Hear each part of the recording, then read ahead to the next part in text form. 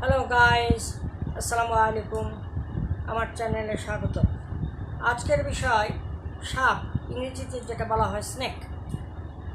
তো বর্তমানে একটা সাপ নিয়ে প্রচলিত, খুব আলোচিত হচ্ছে, সেটা হচ্ছে রাসেল ভাইপার। আল্লাহ সুবহানাহু ওয়া তাআলা বলছেন, সাপ হচ্ছে আল্লাহ তাআলার সৃষ্ট জীব। রাসূল সাল্লাল্লাহু আলাইহি ওয়াসাল্লামের সুন্নত, যদি বিষাক্ত সাপ হয় তাহলে সাথে সাথে ধরে মেরে ফেলতে হবে, মেরে পুঁতে দিতে হবে। প্রচলিত যে রাসেল ভাইপার, এটাও একটা বিষাক্ত, সুতরাং একে দেখলেও আপনারা সাথে সাথে মেরে ফেলবেন। বিষাক্ত সাপ হইতে বাঁচার দোয়া রাসূল সাল্লাল্লাহু আলাইহি ওয়াসাল্লাম শিখিয়ে দিয়েছেন। সালামুন আলা নূহিল ফিল আলামিন। আমি আরেকবার বলছি, সালামুন আলা নূহিল ফিল আলামিন। এবার দ্বিতীয় পর্বে আমি আলোচনা করছি কোরিয়ান বর্ণমালা 10টি, মৌলিক স্বরবর্ণ 10টি। তবে কোরিয়ান বর্ণমালা নিয়ে আমি আলোচনা করছি 10টি। প্রথম পর্বে আমি শিখিয়েছিলাম আ, অ। দ্বিতীয় পর্বে শিখিয়েছিলাম ও, উ। আজকে তৃতীয় পর্বে 3টা দিব, ই, উ, মারি চেপে বসন্তের মতো, উ,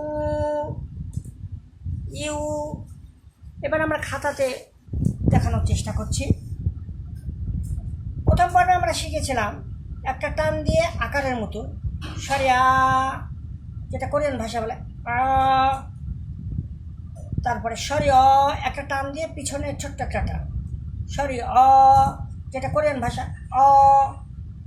দ্বিতীয় পর্বে শিখেছিলাম ভূমি হইতে একটা টান উপরে থাকবে, অর্থাৎ লম্বর মতো, যেটা ও, আমাদের স্বরবর্ণের ও। আরেকটা ইংরেজি টি এর মতো, ভূমি হইতে উপরে একটা টান, যেটা কোরিয়ান ভাষায় উ। তৃতীয় পর্বে আজকে আমরা দিব 3টা বর্ণ, ই, সোজা একটা টান দিলে ই, একটা ভূমি বরাবর একটা টান দিলে উ, মারি চেপে হসন্তের মতো উ।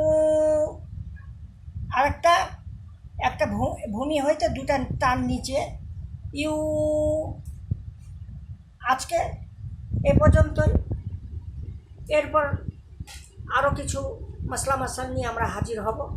আর কোরিয়ান ভাষা এই 7টা যে বর্ণ আমি দিলাম, এগুলো নেক্সটে আমাকে দেওয়ার চেষ্টা করবেন। আসসালামু আলাইকুম।